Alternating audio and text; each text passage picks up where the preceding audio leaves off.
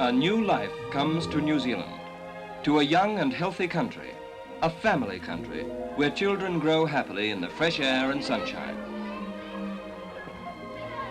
Today, young New Zealanders start their journey free from many of the hazards that overshadowed children's lives half a century ago, when more than 80 out of every 1,000 New Zealand babies died before they could walk. Now, with one of the lowest infant mortality rates in the world, we remember the man who saved the babies, the late Sir Dr Truby King, the doctor who made life happier and healthier for countless mothers and their children.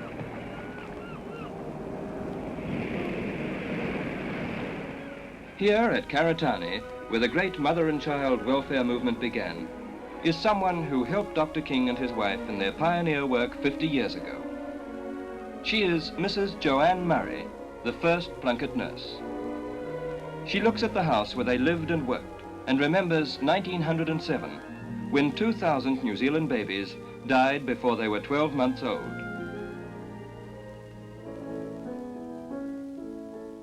I was Nurse McKinnon then, and just 20, and at that time, wrong feeding and the carelessness of parents caused the death of many young babies, and Dr. King asked me to nurse 3 neglected little ones he brought from foster homes in Dunedin. Mrs. King kept a record of the doctor's instructions about their feeding and general care, and great was our joy to see these wee mites grow and prosper as we nursed them in the open air. Dr. King always said that nature's ways were best for mother and child, but even where breastfeeding was not possible, he showed that babies would still thrive if they were fed and mothered according to his simple methods. He solved many problems of infant management and feeding by experiment and experience, and he did more than anyone else to stop the terrible wastage of infant life that darkened those times. Side by side, Dr. King and his gentle Scottish wife worked for the welfare of New Zealand's mothers and babies day and night.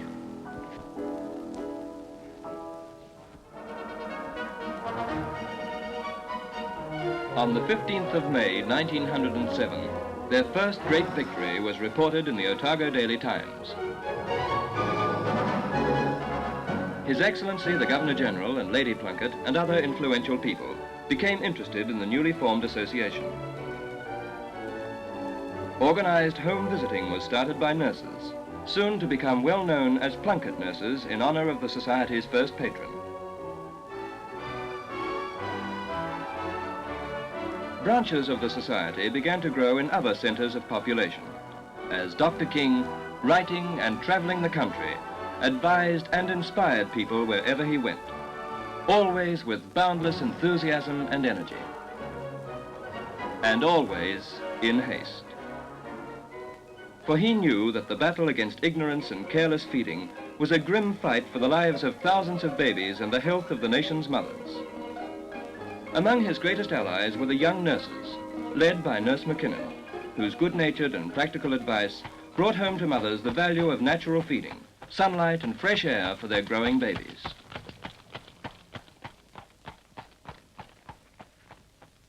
Today, the same common sense principles and respect for the laws of nature are taught by over 250 Plunket nurses, welcome visitors to many thousands of young New Zealand families.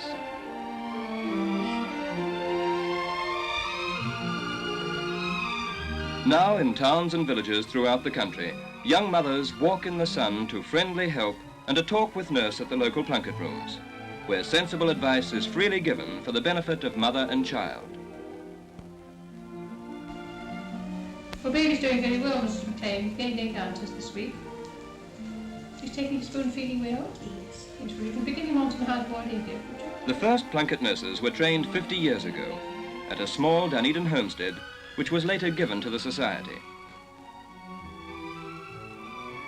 Here today stands a fine modern Karitane hospital, the National Training Centre for Plunket nurses. It's the elbow bent. You understand the reason for that, don't you? Yes, to stop him rolling onto his face. Yes, that's right. Karitane nurses are trained here and in 5 other Plunket Society hospitals and mothercraft homes. In this Jubilee year, the Plunket Society's activities are nationwide. Karitane hospitals, Plunket Rooms, clinics and nurses are serving the community from one end of the country to the other. Here on the Otago coast it all began. At Dr and Mrs King's former home, May the 14th is observed every year as Founders' Day, a day to remember. Since Nurse McKinnon cared for the first babies at Karitane half a century ago, well over 1 million New Zealanders have been given a good start in life as Plunket babies.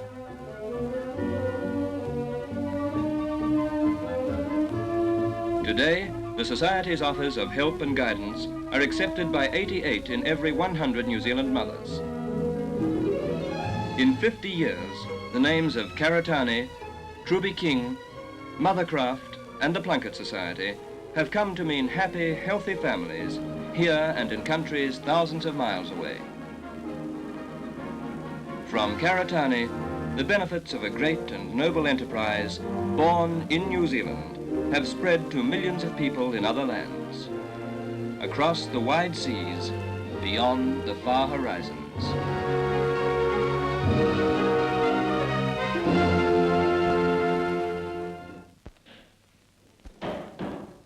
Voluntary effort has always been the mainstay of the Plunket Society's work.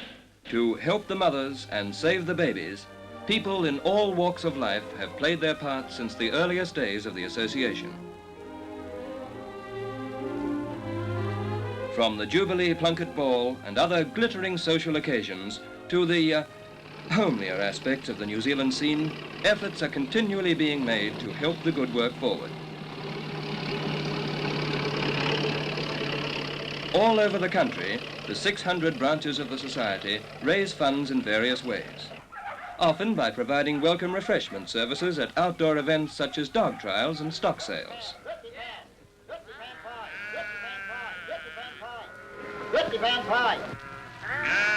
Wherever country people meet for business or pleasure, or just to watch the world go by, there you'll find the cares of the day being banished by cups of Plunket tea and smiles from members of Plunket committees or mothers' clubs, hard at work raising money for their own branch of the Society.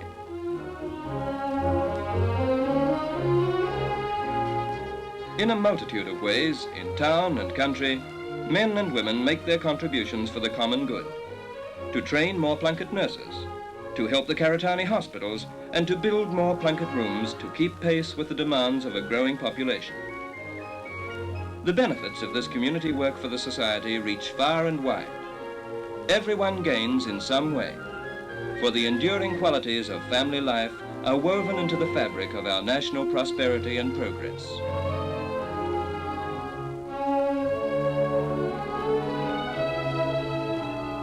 The Society's work extends year by year as new generations of mothers ask for Plunket help and guidance. And year after year, the people of New Zealand raise more than half the money needed for the work of their Society. The balance is provided by a generous government subsidy. Government departments also do a good deal of helpful voluntary work for the Society. Post office and broadcasting facilities, for instance, were made available without charge for the nationwide appeal on the Society's 50th anniversary. Mr. and Mrs. N. Haon, H-A-O-N, £1. Mr. and Mrs. H. Adlington, 2 guineas. Mr. and Mrs. R.F. Whiteham, 2 guineas. Mr. and Mrs. G. Williams, £1. Anonymous, £1. Anonymous again. Money and time, goodwill and voluntary labour freely given are the cornerstones of the Plunket structure. Here at Markwheel near Timaru, volunteers of the local sub-branch made their own concrete blocks, cut their own timber and raised their own funds to build new rooms. With the help of a local builder, they worked every weekend and many evenings for nearly 12 months. Now their efforts are rewarded on this summer's day as they attend the opening of their bright, well-equipped Plunket Rooms, which will serve mark-wheel mothers and their babies well for many years to come. From small Plunket rooms to complete hospitals, the building work of the Society never ends. The final plans for a new Karitane hospital are checked by a plans subcommittee at headquarters. And the mother's dining room has been moved under the matron's flat. Yes, well, I think these plans are now ready to go to council. The plans of the new Auckland Karitane Hospital. Under the guidance of the Dominion President, members of council, the elected representatives of Plunket Society branches all over New Zealand, meet twice a year to deal with matters of general policy. Madam Chairman, I have been very interested in bovine tuberculosis and the danger the infected cow presents to the country children. The decisions of council, the governing body, are translated into action by the men and women of the Dominion Executive. Madam President, arrangements are now underway to give the fullest possible publicity to the menace of bovine tuberculosis. The Society is also assured of strong support from several leading agricultural organizations. Thank you, Mr. Cameron. The next item on the agenda... Members of the Executive, who also serve voluntarily, meet every fortnight at the Society's headquarters in Dunedin. May I suggest that the subcommittee consider the applications now in hand and bring forward a recommendation to the next meeting of the Dominion Secretary, as well as attending to the general financial affairs of the Society, is in constant touch with hundreds of branches and sub-branches all over the country. Wherever there is a need for headquarters advice or a request for practical help in solving particular problems. Building of our new Plunket room. We have plans for the building, we have a section, and we have £500 in our building fund. Do you think the Dominion Executive would help us from now on? Well, I think you have a very good chance of obtaining a grant, particularly if you can provide some voluntary labour. They'll get their grant all right, and their voluntary labour. A friendly builder, a few tradesmen husbands, and whole families of volunteers go to work. In a few months, they turn paper plans into bricks and mortar, the solid reality of their own Plunket rooms, built and equipped by their own efforts. Today, the sub-branch president and the newly appointed nurse are accompanied by the Director of Nursing Services on a last-minute tour of inspection.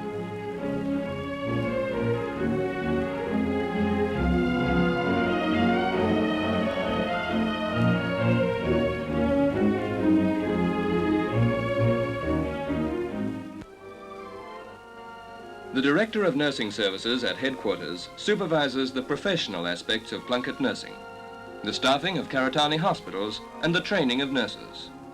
Theoretical and practical examinations are held at the end of each Plunket course at the Dominion Training Centre. Why do you suggest that? To help the lung to expand. Will you show me?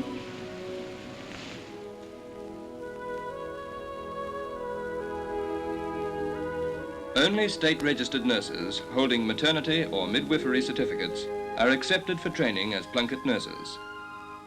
The countrywide scope of their work is outlined in a preliminary lecture by the Director of Medical Services. The total preschool cases, 69,239. So you see we have a pretty wide coverage of infants in New Zealand. Doctor, what is the percentage of babes who are given physical checks by Plunket nurses? A little over 88% of all New Zealand babies have Plunket supervision. But I don't much like the expression physical checks. It is not possible to divorce the emotional well-being from the physical well-being of a baby. Our advice should not only cover an appropriate diet for the child, but also should cover the problems of his emotional life. These are best satisfied by his being in the midst of a loving and integrated family group. The pattern the baby derives from his family is the plan for his future living. These lectures are also attended by Karitane nurses, girls without previous nursing experience who qualify as Karitane baby nurses after a 16-month course. At the matron's classes, they begin their practical training. See how nicely Alan's holding his head, so he'll be rolling over soon. When do they roll over? Well, most babies make their first rolling movement at about 4 months. So they mustn't be left on a bed or table then. There we go, Alan. A genuine love of babies brings them here. I think he will. Plunket and Karitane trainees alike soon become skilled in the techniques of infant care. But they also possess something which cannot be taught. A deep feeling of sympathy and affection for the little ones whose lives are in their hands.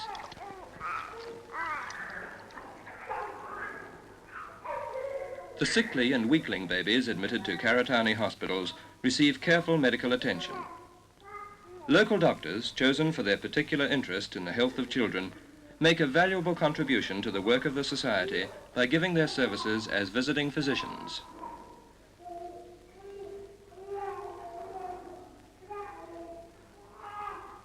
But the day-to-day care of the babies, from the mothering which every baby needs, to the feeding and dieting of special cases, is the joy and privilege of the nurse in training.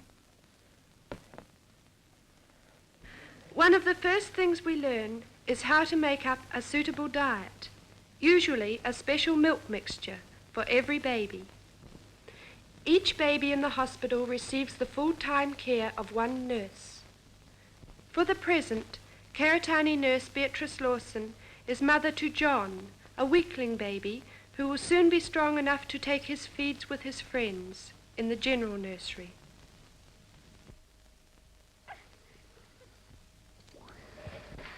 Come on, Paula, bring the window.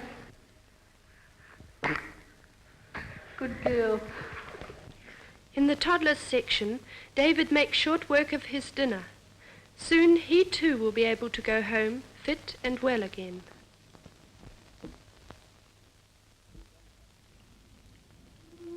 Sometimes, though, a life depends on this. Jennifer is a premature baby. She weighs 33 ounces. Too weak to feed normally, she's tube-fed by the matron and a trained Karitane nurse. All premature babies need months of patient care. In this incubator, Margaret's frail hold on life is being strengthened hour by hour. She's never left alone, day or night. Nursing skill and medical science are fighting on her side. Margaret will live, and grow, and play in the sun.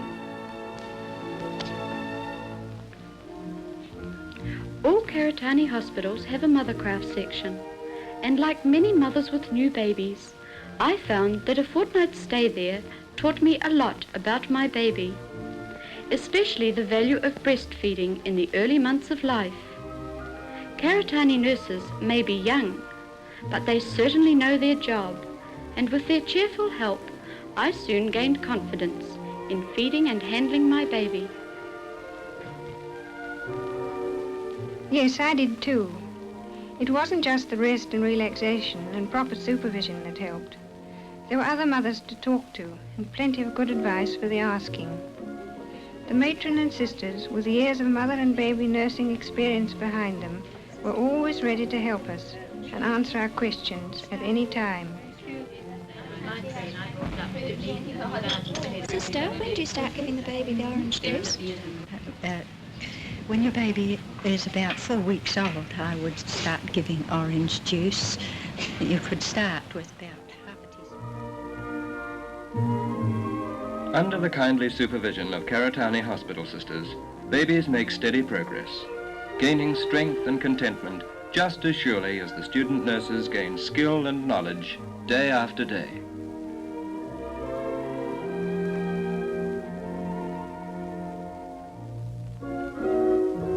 In her room at the nurse's home, Karitane nurse Eleanor Shaw writes to her parents.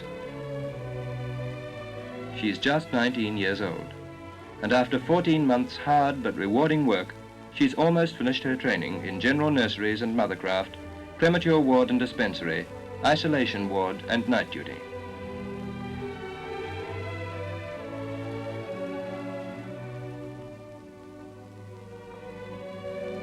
The hospital is quiet now, but its guardians keep watch through all the silent hours. Nurse Shaw makes her rounds as the pioneer nurses did so many years ago.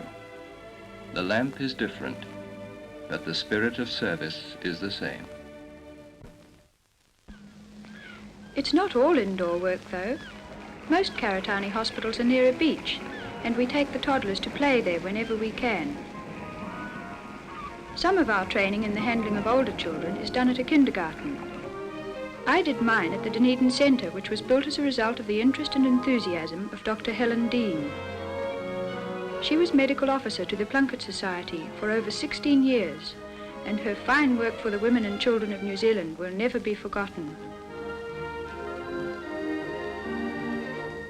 Here, every day, we learn more about the children, not only their physical care, but also their emotional and mental development. It's a joy to watch these lively, complex little individuals. They're here in all their wondrous variety. There's the earnest young imitator, and the old, original show-off.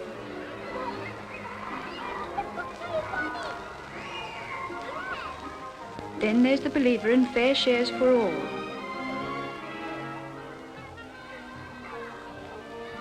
And Jane, at lunchtime, with a healthy appetite.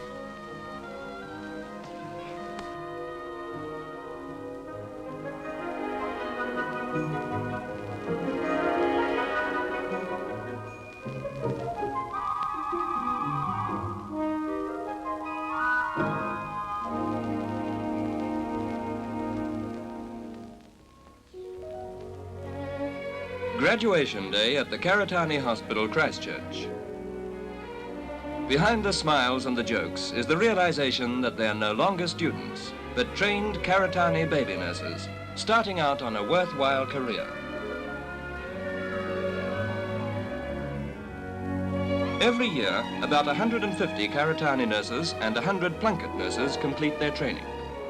Today, Plunket nurse Joan McAllister, on the way to take charge of a clinic at Tokoroa, says goodbye to her friends at the Dominion Training Centre.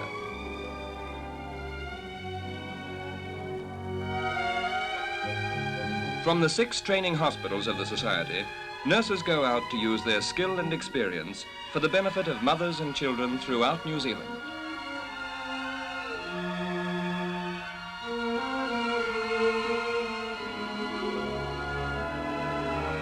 On this fine spring morning, a Plunket nurse leaves her rooms in the Palmerston Community Centre to begin a round of home visits.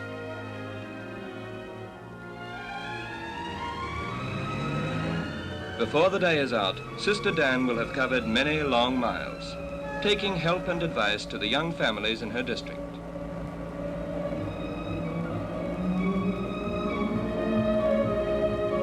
Travelling in all weathers, by land, sea and air, Plunket nurses make over 250,000 home visits every year throughout the length and breadth of New Zealand. From Queenstown, Sister Chalmers travels in the steamer Earnslaw to visit mothers and babies at Glenorchy, near the head of Lake Wakatipu. While over on the west coast, even the Southern Alps have less interest for Sister Dorothy Pierce than the record sheets of her baby cases in the remote little township of Haast. 500 miles away, near Ongarui in the North Island, a timber company's jigger takes Sister Eunice Simmons through miles of bush to a logging camp. Somehow, a Plunket nurse will always get to her mothers and babies. In some isolated areas, such as this, one nurse may provide a generalized health service for the Plunket Society and the Department of Health. It's a good example of cooperation between a government department and an independent voluntary society. And it works very well.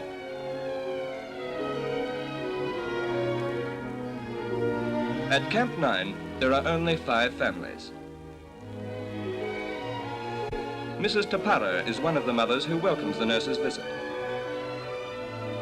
But as for young Joe, well, he's not so sure. But his chart is well on the sunny side, and the scales go down with a satisfying bump when it's Robert William Coff's turn to be weighed at the Glenorchy Hotel, where Sister Chalmers holds her temporary clinic.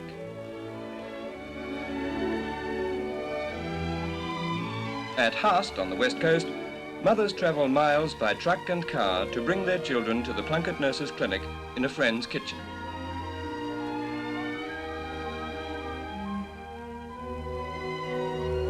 A Plunket nurse may supervise the care of up to 300 babies and preschool children. And until they're old enough to be taken to Plunket Rooms, the nurse will visit them in their own homes.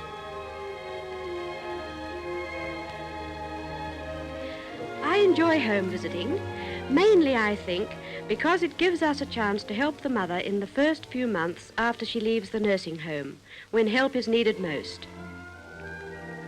We usually advise on the feeding and general care of the baby and keep an eye on the preschool children, if there are any.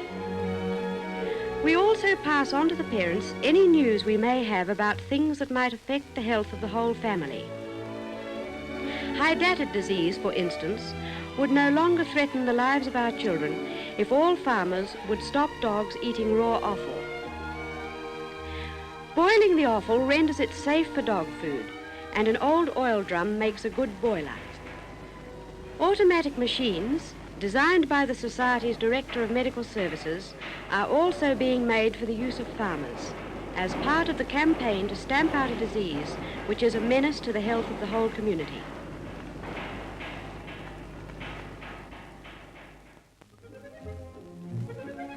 The Plunket Society has always worked to encourage a positive approach to healthy living and the prevention of disease and accidents. Plunket nurses at displays and in homes are able to show mothers how their adventurous youngsters can be safeguarded by the use of simple devices.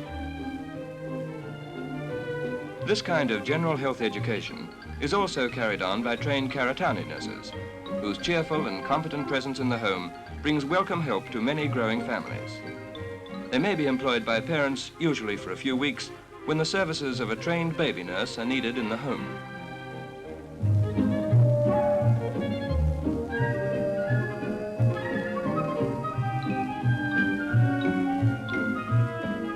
Five-year-old Ruth, perhaps a Karitane of the future, watches how nurse Judith Heedham cares for her new brother Geoffrey, while mother feeds his twin, Peter.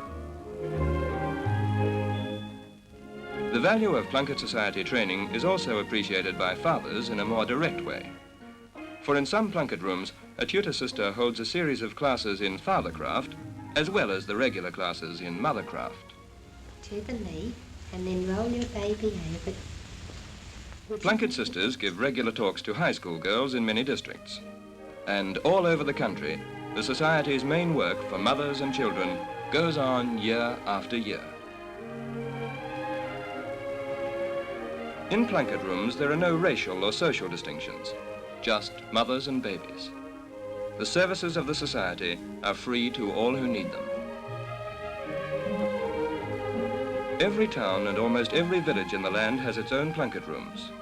Hundreds of buildings differing in size and shape, but all offering the same service and all belonging to the same owners, the members of the Society, the mothers of New Zealand. As the population increases, so the number of babies under Plunket supervision grows. There were more than 50,000 of them in the Jubilee year of the Society. So more nurses must be trained, and more Plunket rooms built, equipped and opened to serve more people, building more homes in town and country.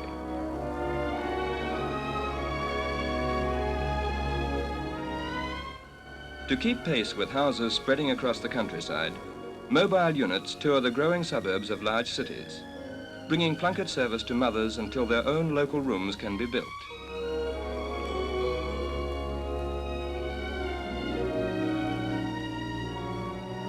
So today, in Peter's second year of life, the Plunket Society enters its second half-century of service to mothers and babies. In this Golden Jubilee year, evidence of its material progress can be seen all over the country from Kaitaia to the Bluff in its Plunket rooms, baby hospitals and mothercraft training centres. The Truby King Karitane Hospital, Auckland.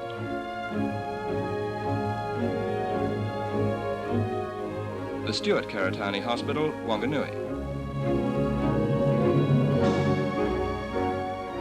The the Lady King Karitane Hospital, Christchurch.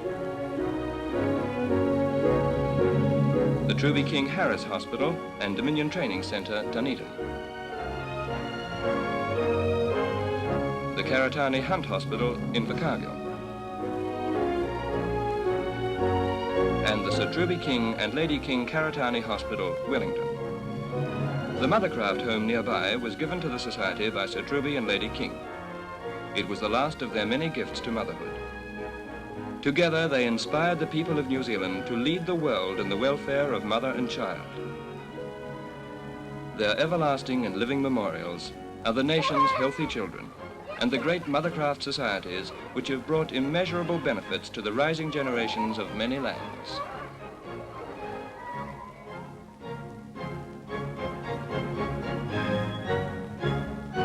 The children of New Zealand grow happily in the sun, sturdy and self-reliant on quiet, peaceful streams, as on exciting great occasions all the world is theirs, and royal visitors honoured guests with children of their own. 10,000 young New Zealanders greet their Queen and the Duke of Edinburgh at Athletic Park, Wellington. On the hills above this park, 30 years ago, the President of the London Mothercraft Society, Her Royal Highness the Duchess of York, accompanied by Sir Truby King, opened the new Karitane Hospital.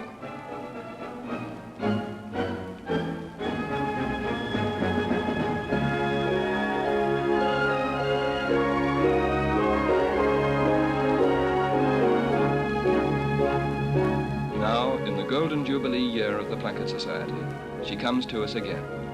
Her Majesty Queen Elizabeth, the Queen Mother. To millions of people in a worldwide family of nations, a gracious symbol of motherhood. And motherhood, wrote Sir Truby King, is the greatest and most enduring privilege, blessing, and joy of life. I shall carry away an impression of the natural riches of New Zealand. But I have seen your most precious treasure in the streets and in the villages, in the countless happy, smiling children who've waved to me. I would like to say a special word to the parents of those children, particularly to the young parents. In their hands lies the whole future of this Dominion. The pattern of their homes will be the pattern of this country. The future of New Zealand holds infinite possibilities, dreams which will only come true through your children, and I know that you will teach them to be worthy of that future.